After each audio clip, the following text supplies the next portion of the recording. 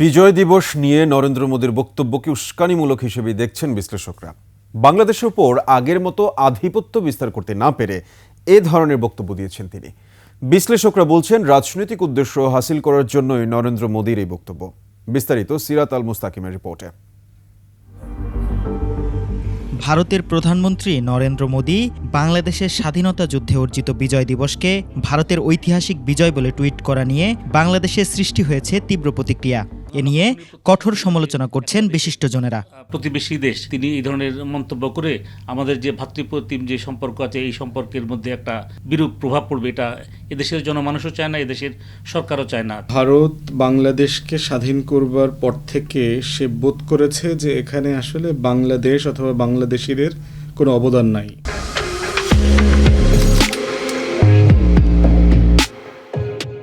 বিশ্লেষকরা বলেন, পররাষ্ট্র মন্ত্রণালয়ের উচিত ভারতের উদ্দেশ্যে এমন বিবৃতি দেওয়া যাতে দেশের অবস্থান আরও শক্তিশালী হয়। আমার স্বাধীনতা, আমার সার্বভৌমত্ব, আমার আত্মমর্যাদা, আমার জাতীয় স্বার্থ, এর প্রত্যেকটার জাতীয় শত্রু হচ্ছে ভারত। এখন এই বার্তাগুলোর মানে হচ্ছে দিল্লি প্রচণ্ড বিব্রত, হতাশ, সে বুঝে উঠতে পারছে না যে আসলে কি করবে।